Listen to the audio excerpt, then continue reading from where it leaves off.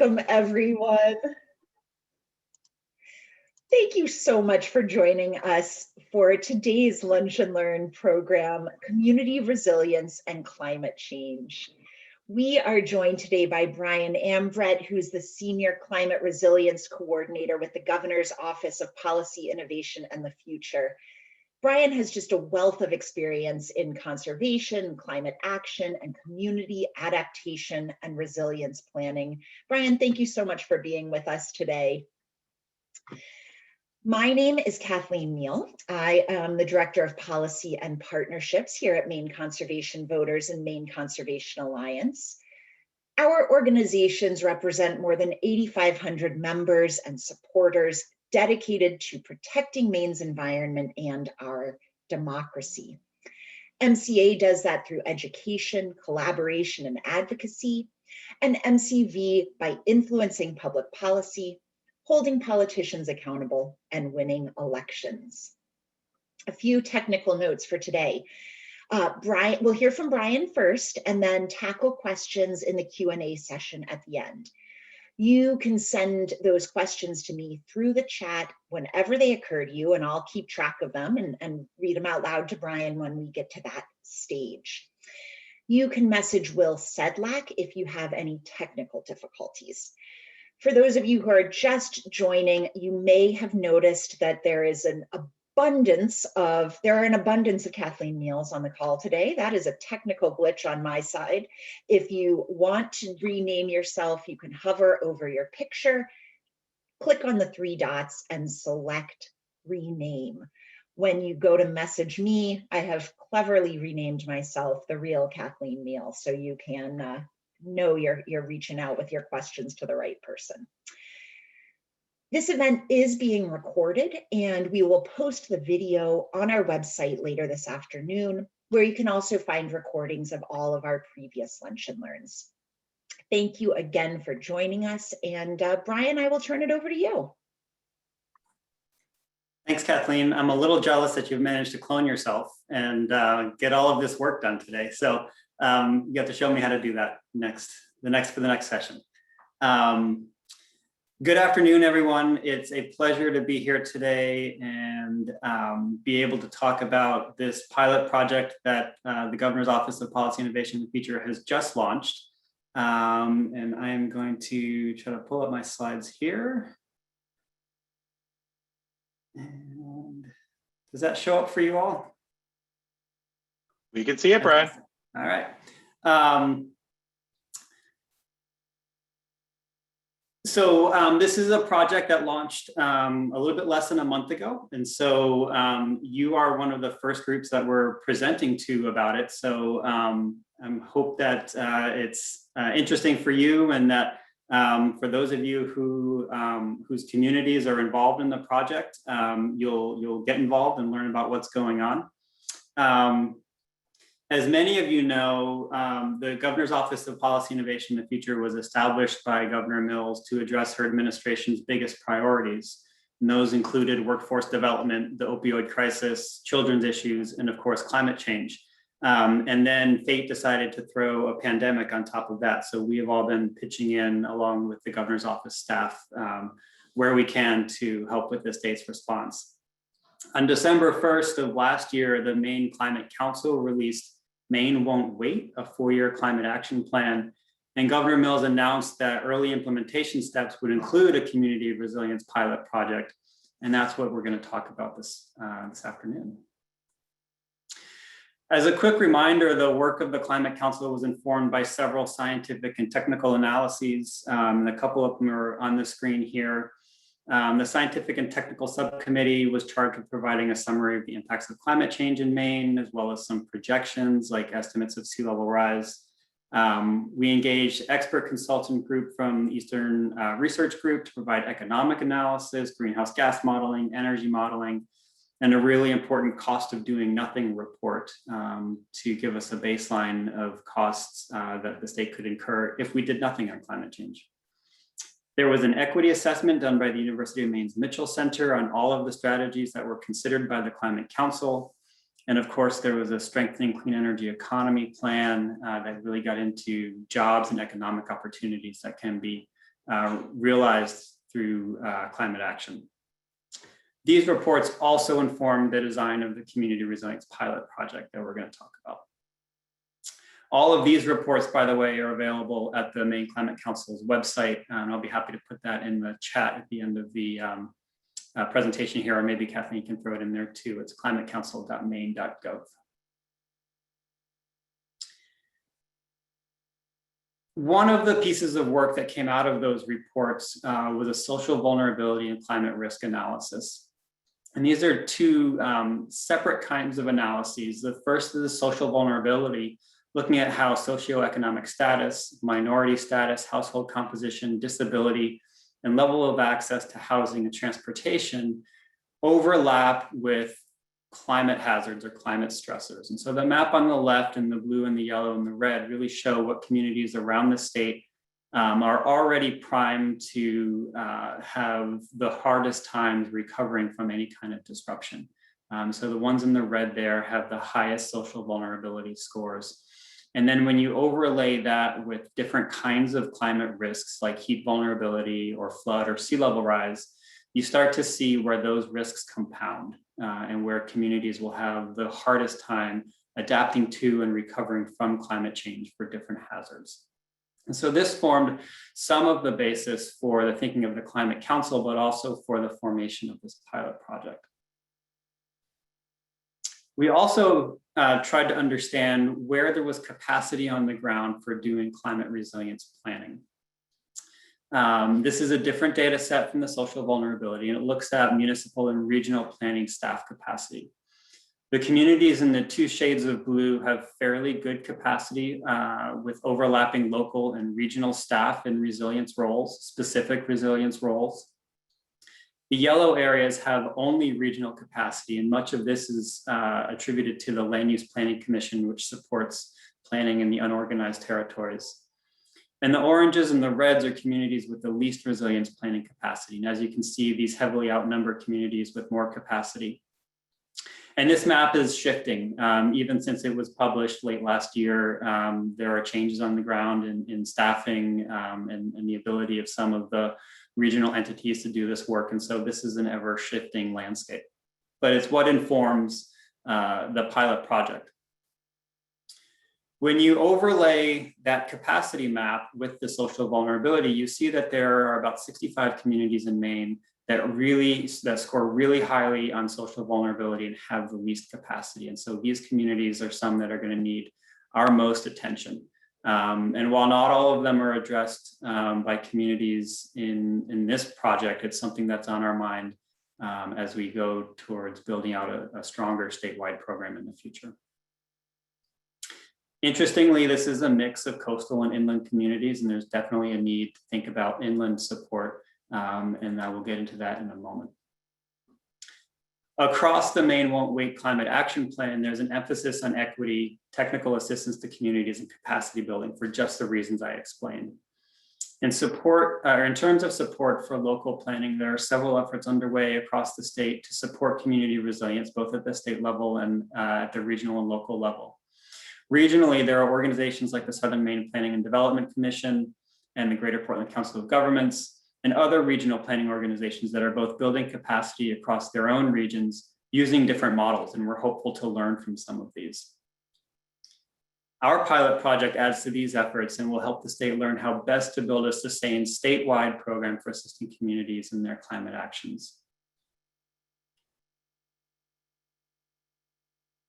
Strategy F of Maine Won't Wait talks about building healthy and resilient communities, and it identifies 4 specific action areas. And this pilot project, in some way or another, addresses several of these, but primarily focuses on the first one, in empowering local and regional community resilience efforts by building in some of the support and the capacity that they'll need to do that work.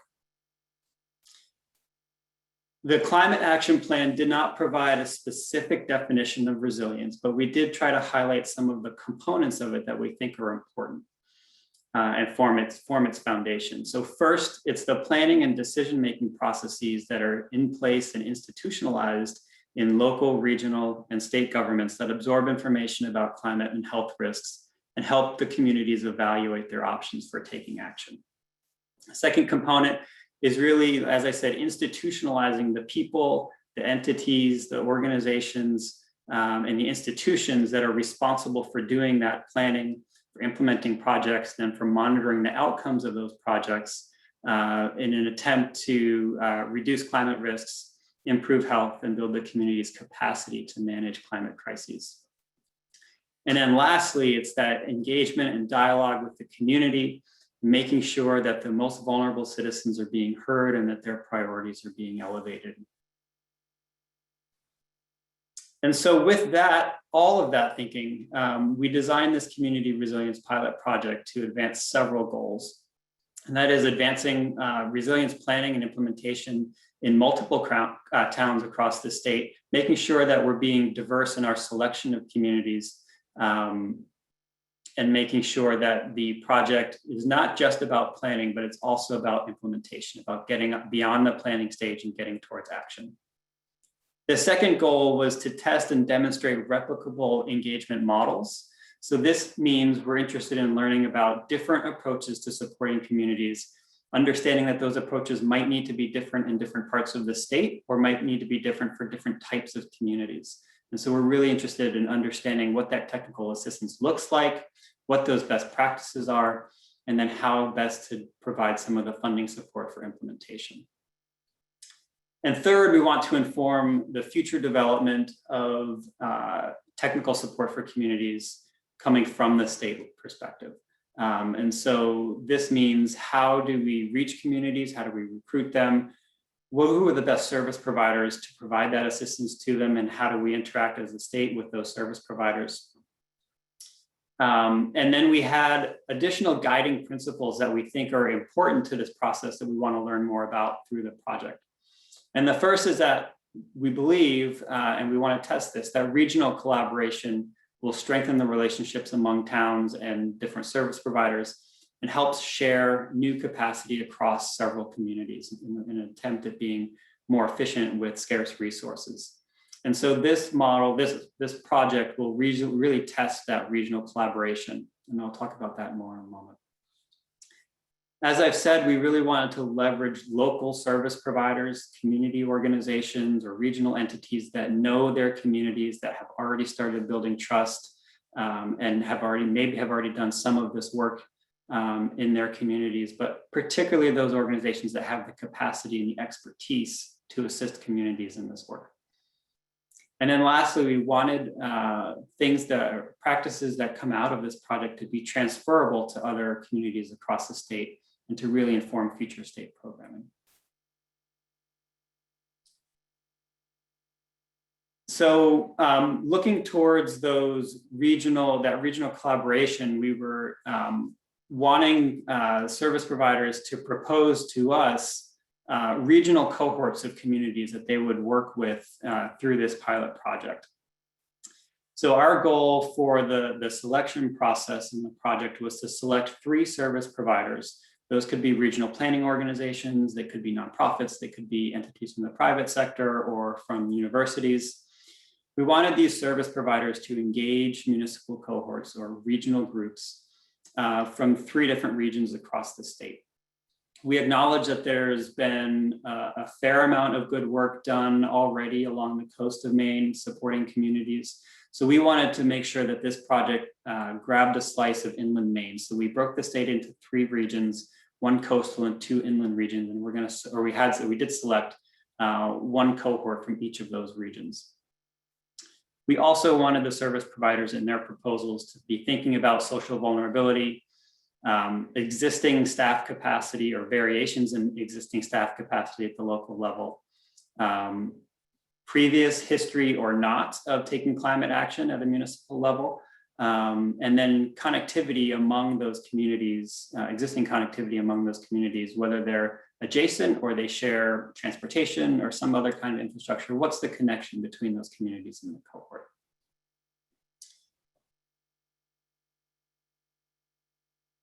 And so after the selection process, we did receive a good number of proposals. We selected these 3 cohorts and their service providers.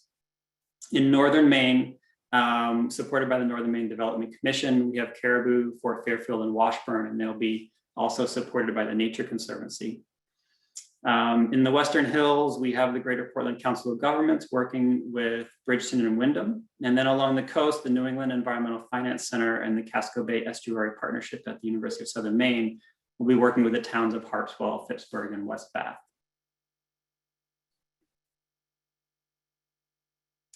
And so what we've asked the service providers to do is conduct a number of workshops with each of their communities. And we've asked them to meet several objectives. We do have additional funding to support implementation. So we want these objectives to lead towards a list of prioritized actions that the communities can take, and we'll seek some funding for. So these workshops will take place over the summer and early fall. They will be virtual as we are still in the Zoom era. We're asking them to address some required and some elective topic areas, and I'll talk more about those in a moment. We're asking them to prioritize getting to municipal and cohort-wide action items so that they can move from planning to implementation. This was really important. And they will submit to us an implementation funding proposal, which we have additional funds to support, and we'll be doing that later in the fall and into next year.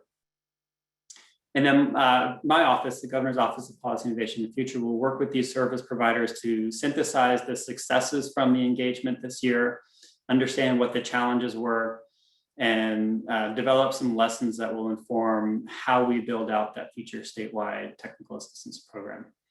And as I mentioned before, we wanted to develop some transferable materials and methods. And these materials could be say community snapshots of climate change impacts and vulnerabilities. It could be methods about doing stakeholder engagement. We're really interested in all of the processes and all of the data that gets brought to these communities and thinking about how we replicate those. So I mentioned that there were some required and elective topic areas that we're asking communities to look at. The required topic areas are land use, planning, and hazard mitigation. This is kind of the usual climate adaptation and resilience action area. And we've added to that, taking a look at social vulnerability more closely and thinking about equitable adaptation outcomes and how we get to those. And then because these communities are so different from different parts of the state and are in different stages of their climate action response, some are very early, some have been at this for a couple of years, we wanted to give them a number of areas where they could get some traction or a number of doors for them to come into this process, depending on what's important in their region, what's important in their communities. So they could choose to look at their own governance and capacity. How do they build in some of the decision-making or thinking about more staff with expertise? They could come at it from an economic resilience lens, thinking about diversifying their local economy, how to build adaptive capacity in their economic engines, thinking about workforce or additional natural or human resources. We do have a number of communities around the state that are taking some good steps in the energy and energy efficiency realm. And so we wanted to make that a door for them to come into this conversation. And then, particularly while we have a pandemic raging here, public health is on people's minds. And so people are making that connection between public health and climate change. We want to give them some room to think about that as well. And this may be particularly interesting to some of the inland communities where they're thinking about water quality and tick-borne diseases and things like that. So we do expect to see some action in this category.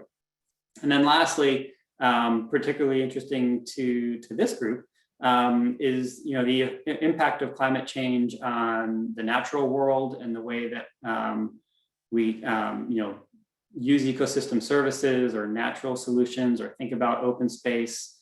All of those are angles to be able to talk about climate change. And so we wanted to give communities the option to use these. And there may be more than these, and we're hopeful that some of the cohorts or some of the communities expand this list.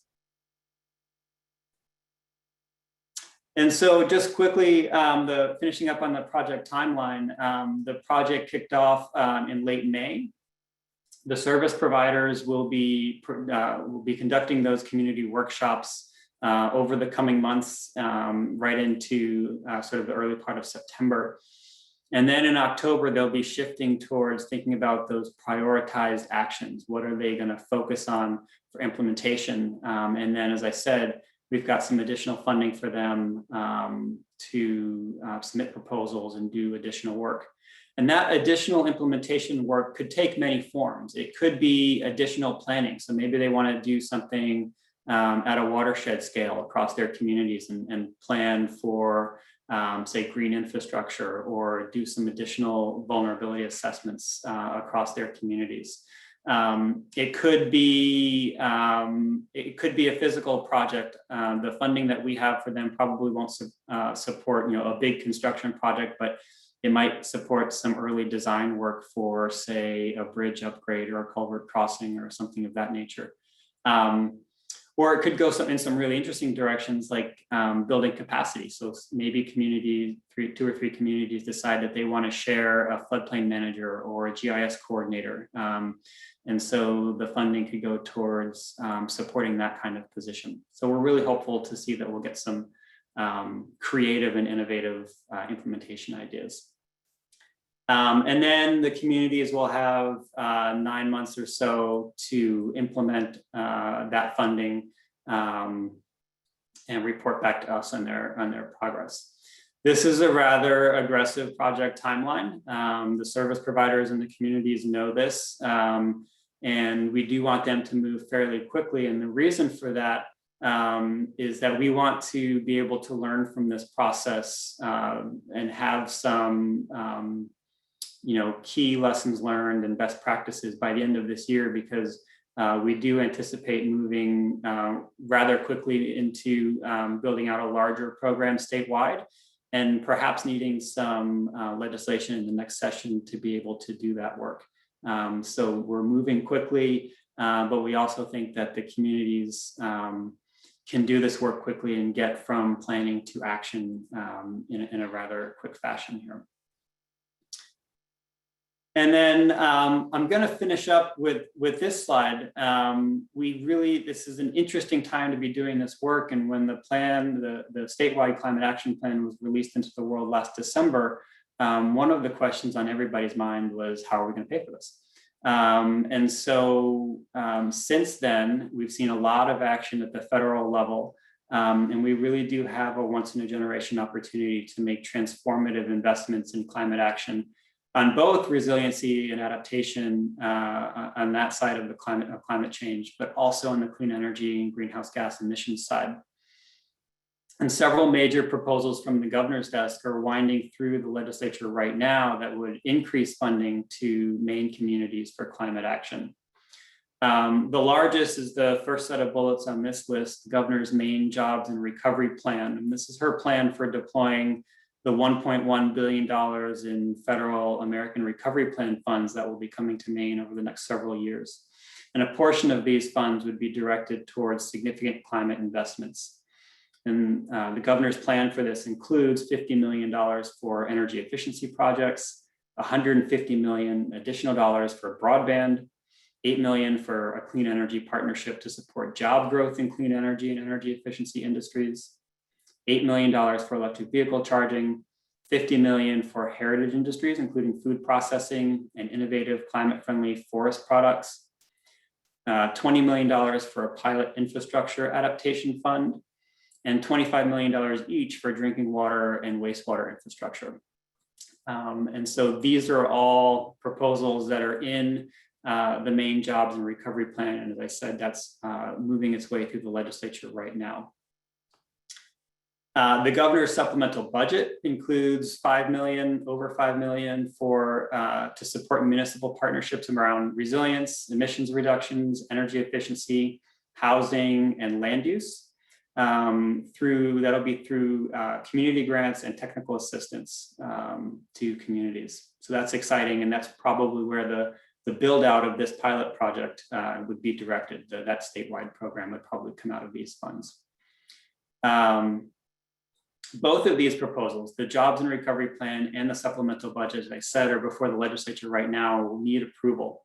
You can learn more about how the governor's proposal and will fund climate action at a link that I'll put in a chat in a moment here. It's this link at the bottom of the page. And there's a document there that describes all of the climate related proposals that are in these two plans. In addition to these funds, towns and counties will be getting American Recovery Plan allocations either directly or through the state. And the governor is very interested in how state and local funds can work together to have that greater impact. Our office is expecting final guidance from the US Treasury in July, and it's still being worked out right now, and exactly how all of those federal funds will be spent across the states, what's going to be eligible, what's not. And we're working with our congressional delegation and federal partners to help figure all of that out. We're confident that the governor's priorities are doable, and we'll be able to be more clear about these opportunities to work together with communities by the end of the summer or so. And that is about all that I've got. I'm happy to have some discussion, do some chat, take some questions, and I will, as we're speaking here, put some of those links into the chat. Thank you so much, Brian. We really appreciate you walking us through that really exciting new project. And just so everybody knows, we will include the links that Brian's going to drop in the chat in the follow-up email later this afternoon. We'll also include a link to the Maine Climate Council's website. A lot of you already are familiar with that site, but you may not have seen the brand new climate science dashboard, which is just fascinating. It lets you look at a couple of different indicators, both historically in Maine and in a couple of different policy or scenarios for the future. So really fun to play around with that and see where we've been and where we may be headed. The other link that we will include this afternoon is the funding proposals that Brian mentioned, as well as a way to really easily reach out to your lawmakers and let them know that the proposals to fund this climate action work are absolutely essential, and to let them know how much you want them to vote in support of the governor's plan. So look for those this afternoon. We've got a whole bunch of questions and you can keep those coming, but let's just dive in. Brian, how is this project approaching equity? Yeah, that's a great question. So in the design of it, as I talked about, we started from that social vulnerability index, trying to understand where socioeconomic and access, questions about access and housing and all of that, sort of try to understand the landscape of Maine from that perspective. And then we encouraged service providers in their proposals to select some of the more vulnerable communities to work with.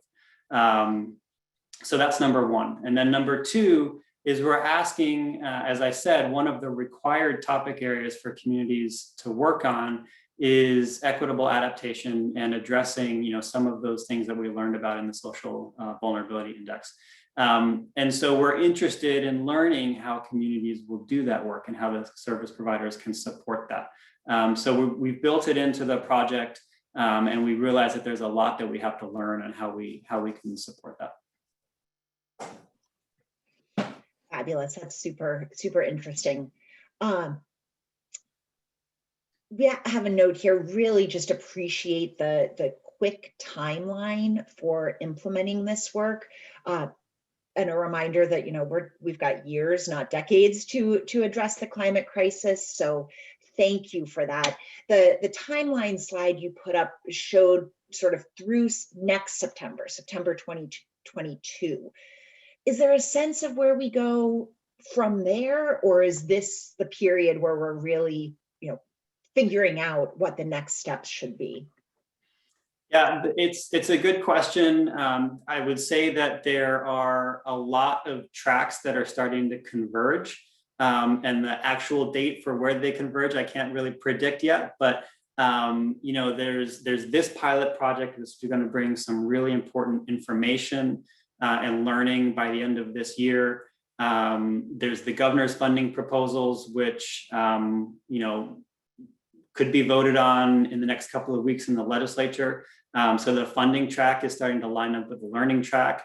And then we've got a lot of really good direction from the Maine Won't Wait climate plan on other things that we can be doing, in supporting communities, in thinking about the regulations and tools at the state level, thinking about vulnerable infrastructure and supporting infrastructure upgrades. And so all of those things are kind of happening in parallel right now. And they won't all intersect at once. They'll start coming together, I think, you'll see them start to come together, I would say, over the next 8 to 10 months or so. And so when we have a conversation again, say this time next year, I think there'll be a lot of really important things that have happened and are starting to come into place.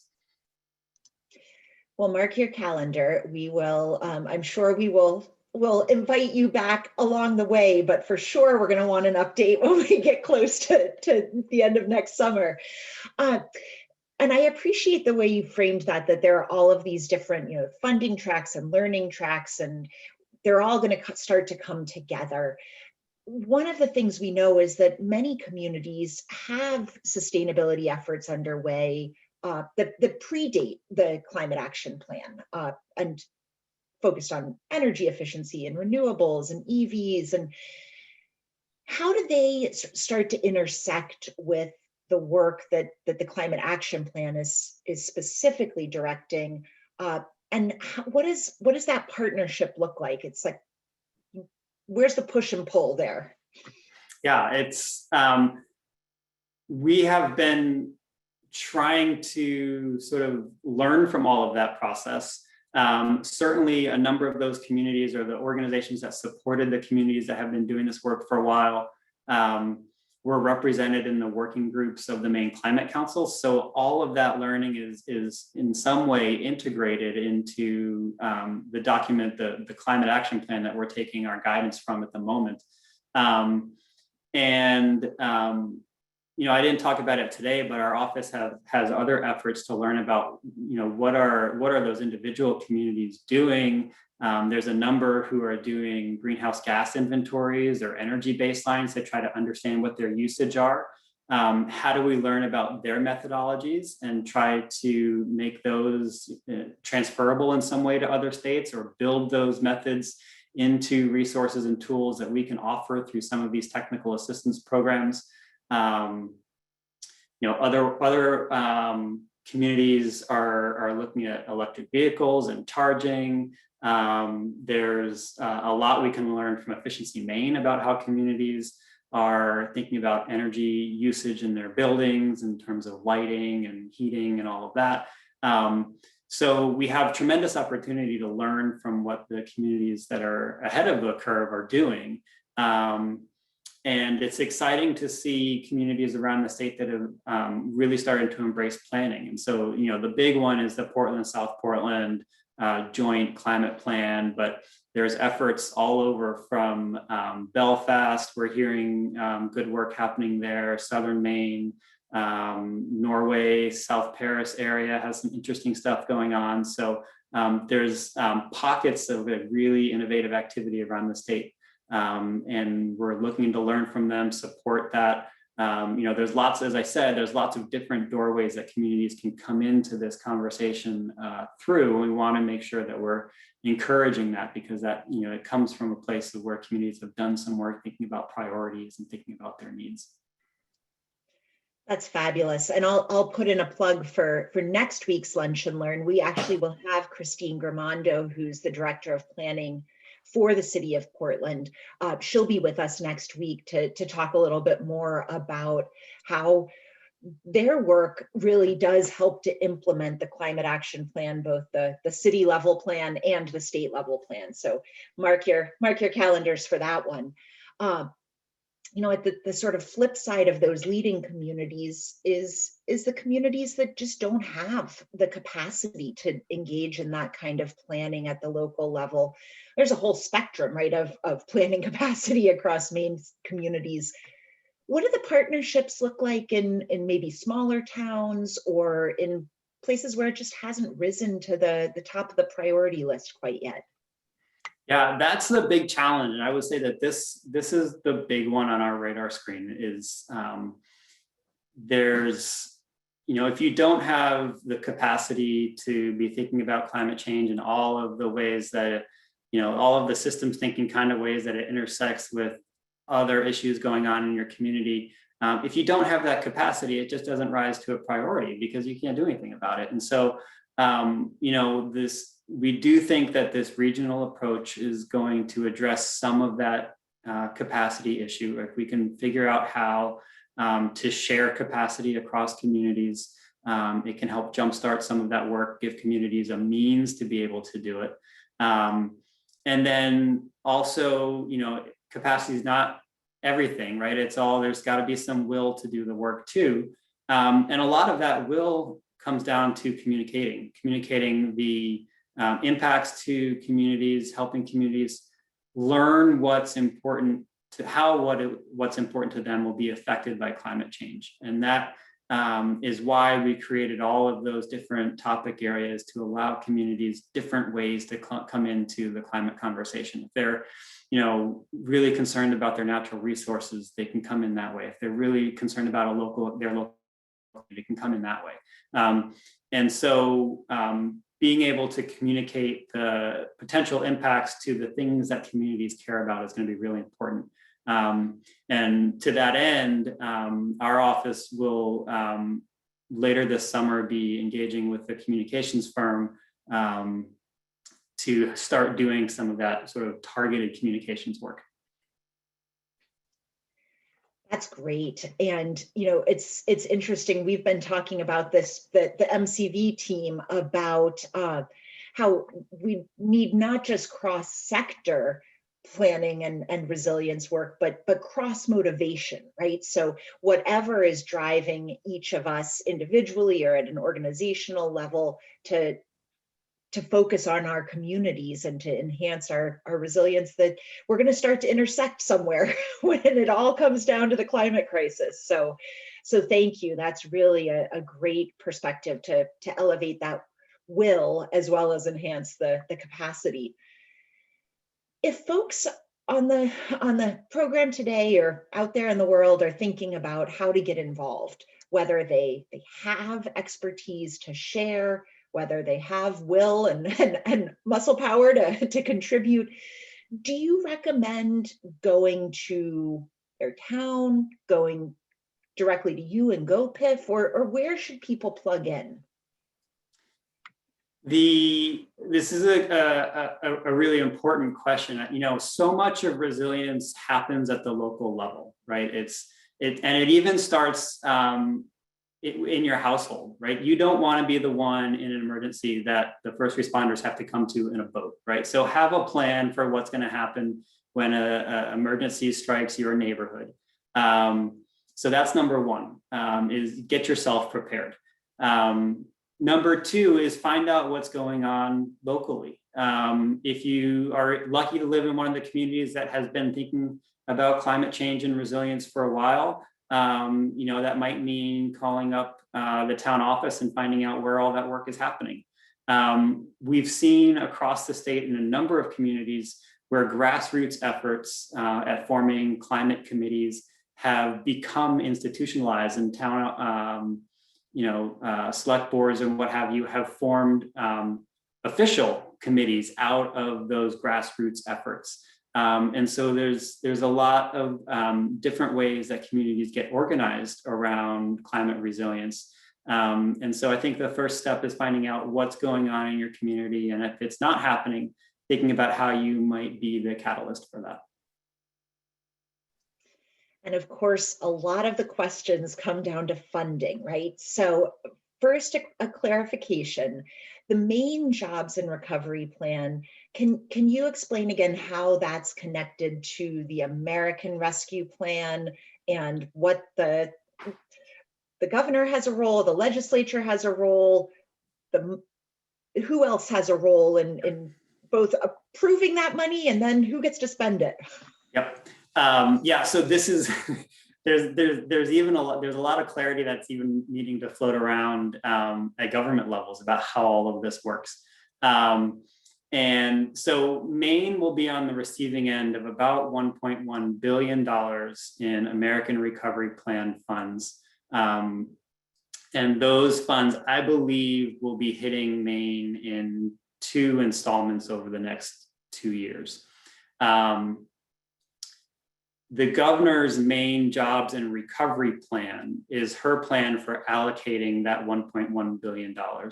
And it covers the waterfront, from climate change to all of her priorities that I mentioned early on in the program, to recovery from the pandemic.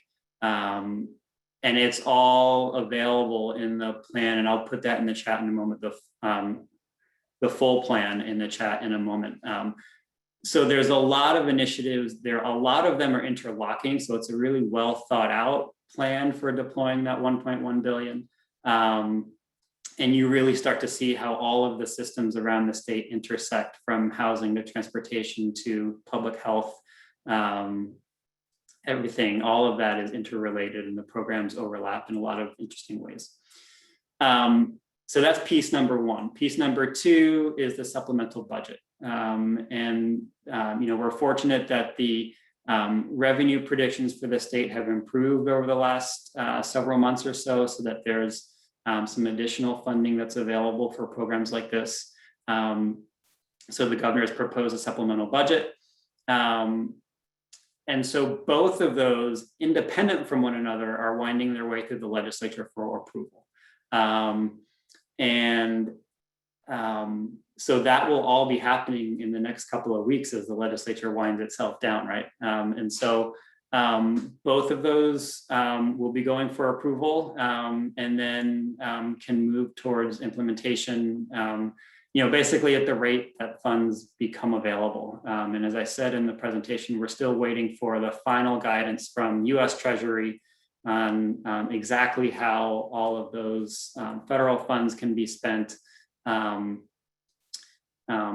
But we've seen draft guidance already this year, and so we're fairly confident that the things that have been proposed, generally speaking, are doable. I think just the distinction that's important to make is that the Maine Jobs and Recovery Plan is for spending the $1.1 billion in federal funds, and the supplemental budget is for spending funds that have been derived from state revenues.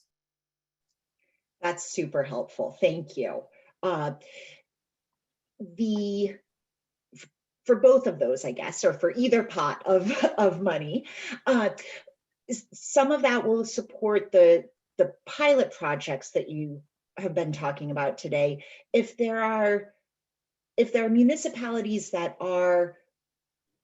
have projects of their own already up and running, can they apply for funding through GoPIF, or how could they tap into some of those resources as well? Or is it wait until the pilot projects is over? How does that work?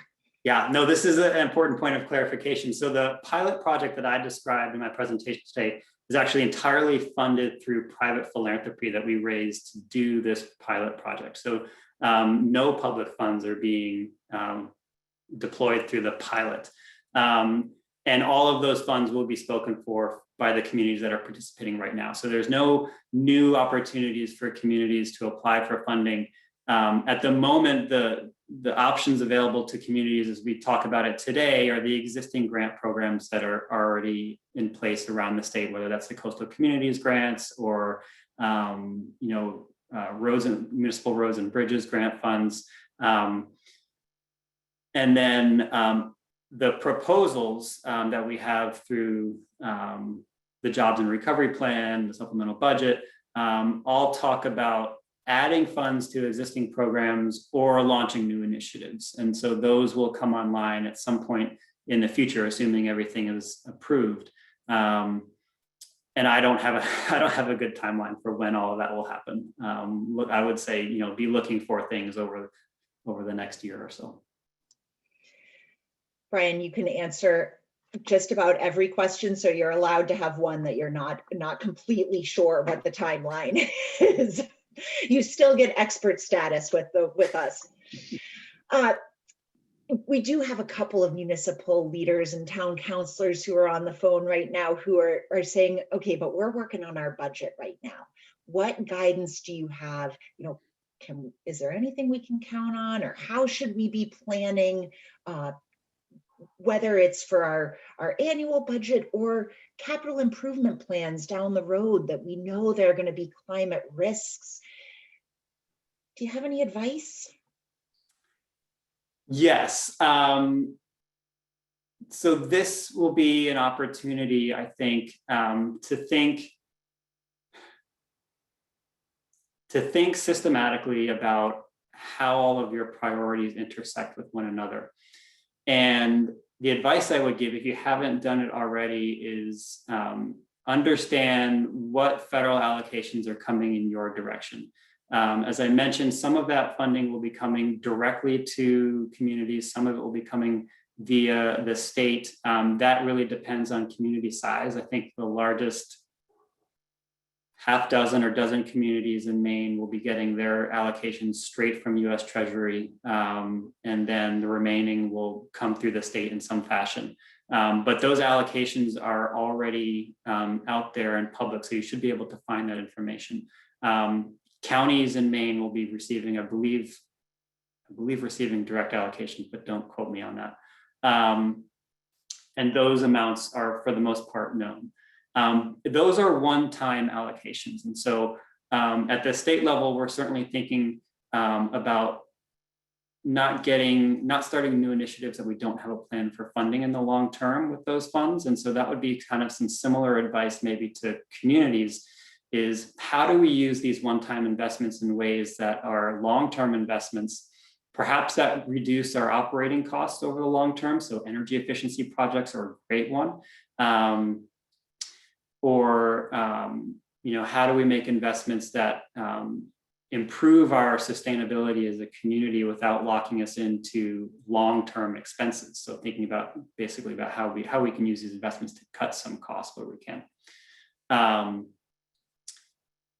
And then, looking at the goals of the Maine Won't Wait Climate Action Plan, and thinking, if you're inclined, thinking about how do we align with those goals. The nice thing about the Climate Action Plan is it does come with some metrics and indicators and some targets. And so you could be thinking about your local planning processes and local budgets with respect to some of those targets. So for example, cuts to greenhouse gas emissions, or thinking about how you can add electric vehicles to your municipal fleet, or energy efficiency in your buildings, or getting some early planning and design done for some resiliency projects.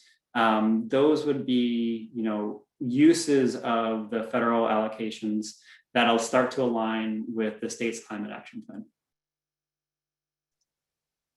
So helpful. Thank you. Thank you. And it seems like another category of project that might make sense in that phase is thinking about some of the specific infrastructure that was identified as vulnerable, right? So I know we have had a lunch and learn a few weeks ago focused on the sea level rise bill, and talked about the 10 wastewater treatment facilities that are really at risk and are in vulnerable territory. Would those be a good place to invest, or is that going to be handled more at the state level than the municipal level? That would be a good place to invest. It would also be a good place to start looking at where the state is going to be directing some of the money that the state is going to receive. And so, as I had on that slide, there'll be 25 million for drinking water infrastructure, another 25 million for wastewater infrastructure. So if you have a wastewater treatment plant, you could be hoping that all of this gets approved and be looking for opportunities there. And so I would encourage any municipal officials here to take a look at the governor's plans for all of those and start to think about, if these state programs are getting more funding, how can you take advantage of that and be ready for those opportunities? And we can do more than just hope those things get approved. We can actually reach out to our lawmakers and let them know that it's not optional. We really need them to approve that funding so that we can do the work that needs to be done.